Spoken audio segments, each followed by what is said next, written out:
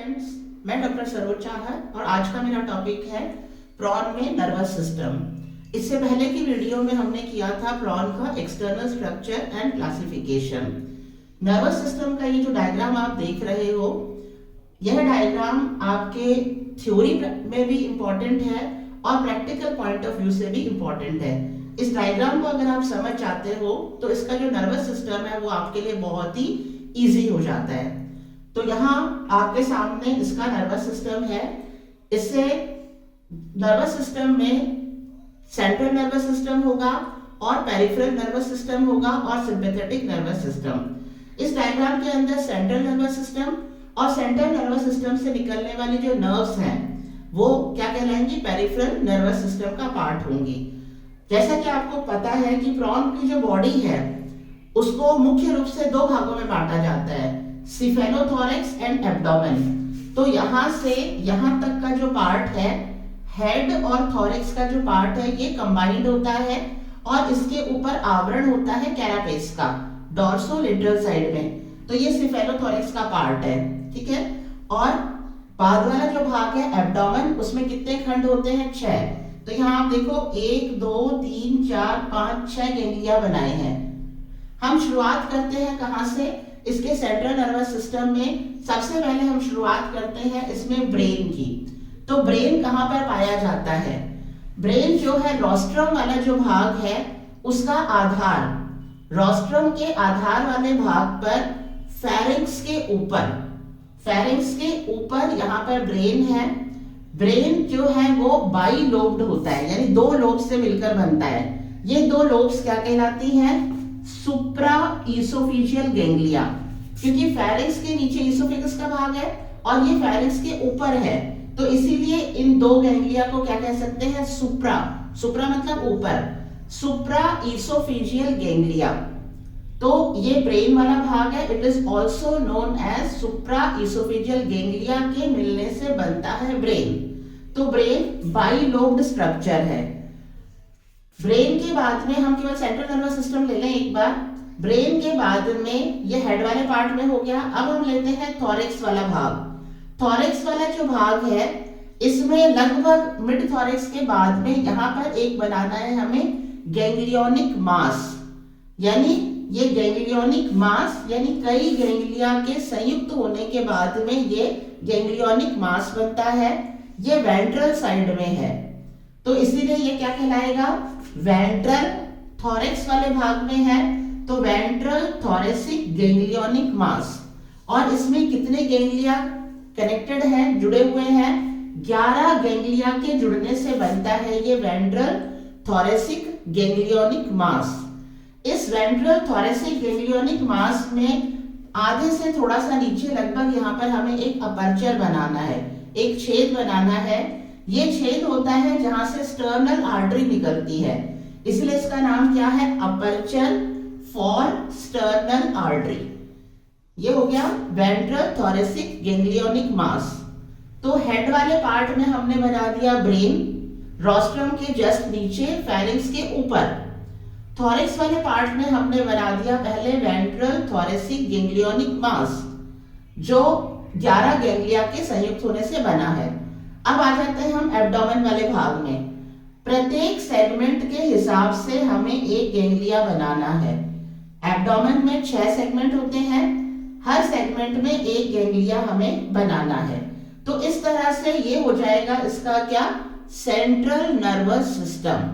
वापस देख लें आप, सेंट्रल नर्वस सिस्टम में हमें ब्रेन बनाना है जो है रोस्ट्रम के नीचे, रोस्ट्रम के नीचे बाइलोब्ड है, इसको सुप्रा ईसोफेजियल गैंग्लिया के जुड़ने से बना है ये। उसके बाद में हमें बनाना है थोरैक्स वाले भाग में, लेकिन वेंट्रल साइड में। वेंट्रल साइड में वेंट्रल थोरैसिक गैंग्लियोनिक मास, जिसमें बीच में एक छेद बनाना है जो है अपर्चर फॉर स्टर्नल आर्टरी। फिर एब्डोमेन वाले भाग में हमें प्रत्येक खंड के हिसाब से एक गैंग्लिया बनाना है जो कहलाएगा एब्डोमिनल गैंग्लिया, 6, ठीक है। अब हम जोड़ देते हैं इनको। ब्रेन जो है वो थोरैसिक गैंग्लियोनिक मास से जुड़ा हुआ है, ये ऊपर है फेरिंक्स के। तो फेरिंक्स के ऊपर से 2 मोटी तंत्रिकाएं निकलती हैं और ईसोफेगस को घेरते हुए वेंट्रल साइड में आ जाती हैं।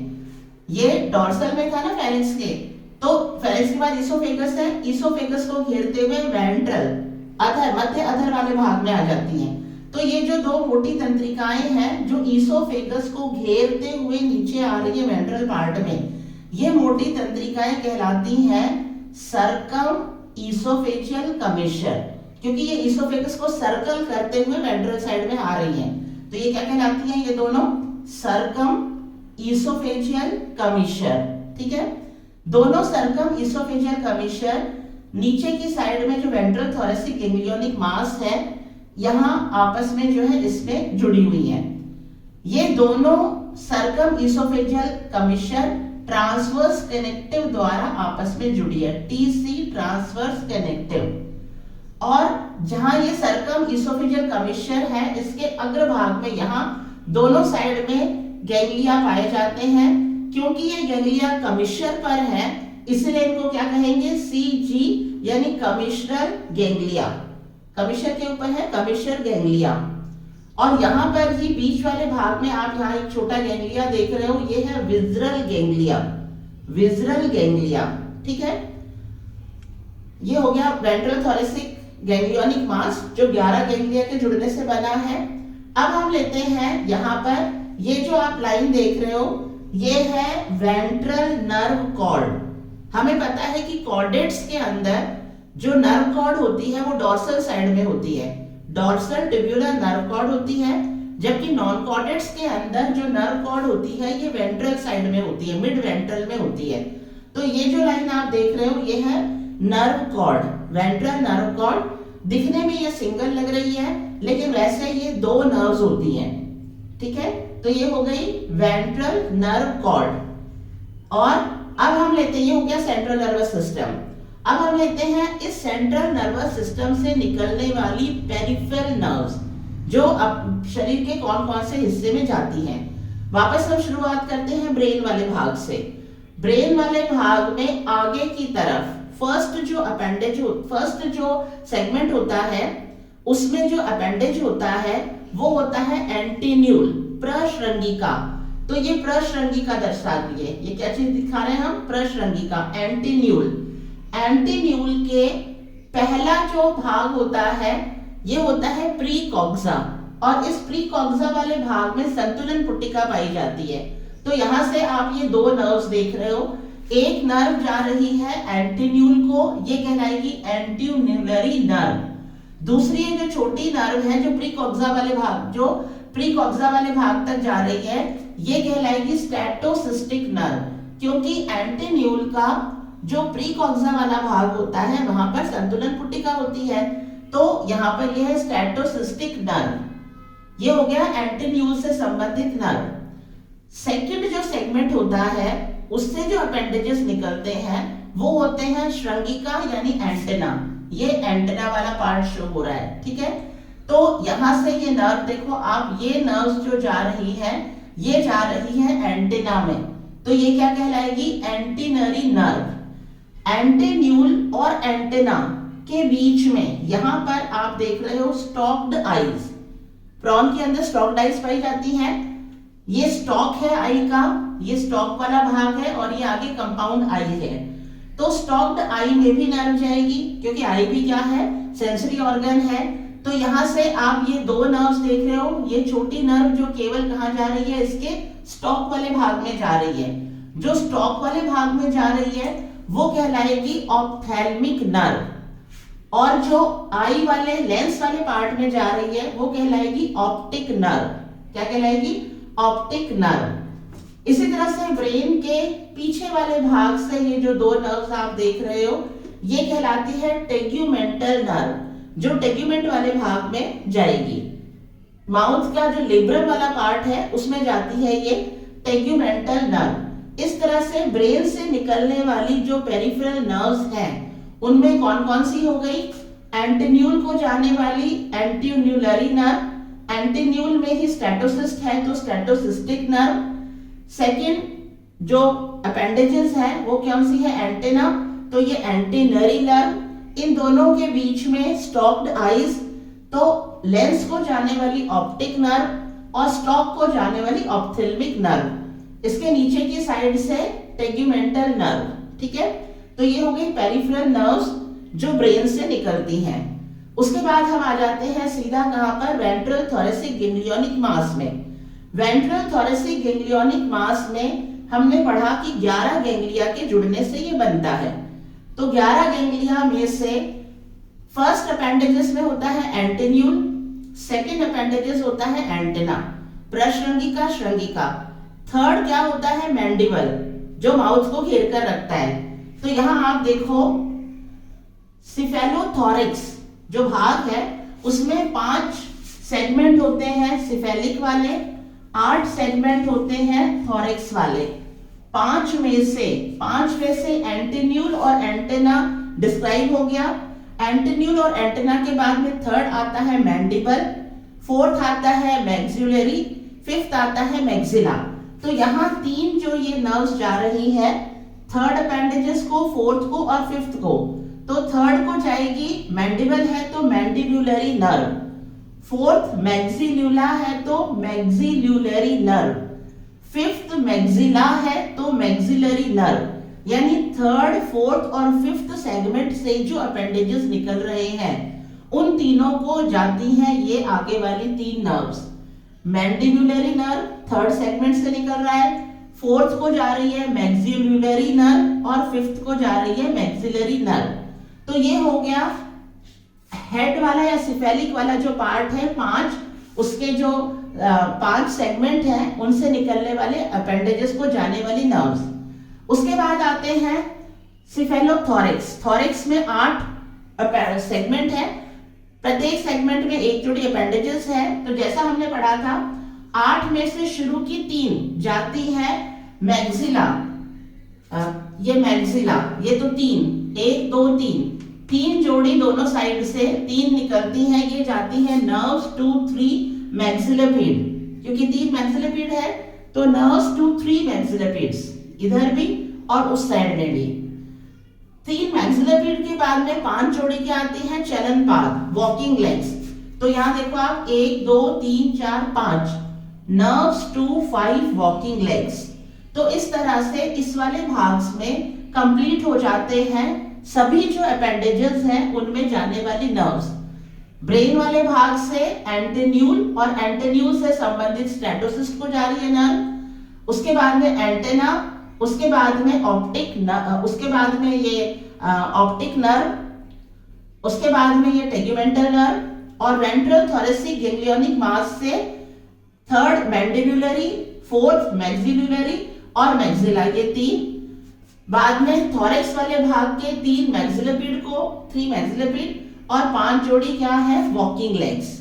फिर हम आते हैं यहाँ पर प्रत्येक जो एब्डोमेन वाला पार्ट है उस प्रत्येक एब्डोमेन वाले पार्ट में स्विमिंग लेग्स होती है जिनको प्लियोपोड कहते हैं। तो इनमें 3 नर्व्स निकल रही हैं, इनमें से एक नर्व जाती है फ्लियोपोड को, नर्व टू प्लियोपोड, दूसरी जाती है nerve to extensor muscle, leg का जो मूवमेंट है वो मसल की सहायता से होगा, एक्सटेंसर मसल, और एक जाती है नर्व टू फ्लेक्सर मसल। यानी ये जो 3 जा रही हैं 3 जोड़ी, उनमें से एक जाएगी प्लियोपोड को और 2 जाएंगी उससे संबंधित मसल्स को। मसल एक्सटेंसर मसल है और फ्लेक्सर मसल है।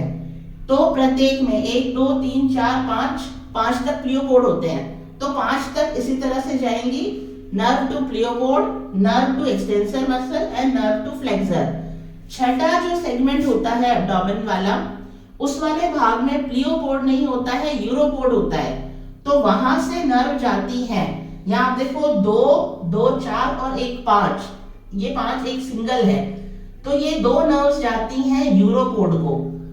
और वहां पर ही लास्ट साइड में क्या पाया जाता है, टेल्सन, जो स्पाइन लेग स्ट्रक्चर होता है टेल्सन। तो ये 2 जाती है नर्व टू टेल्सन और ये सिंगल एक जाती है पीछे वाले भाग में, ये नर्व जा रही है nerve to hindgut, nerve to rectum and hind gut.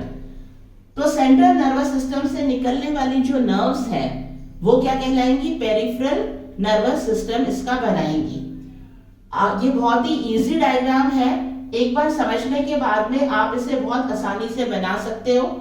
इसको कैसे बनाना है वो एक शॉर्ट फॉर्म में मैं आपको बता दूं। जैसे हमें पता है बॉडी जो है मुख्य रूप से दो भागों में बटी है, सिफेलोथोरैक्स एंड एब्डोमेन।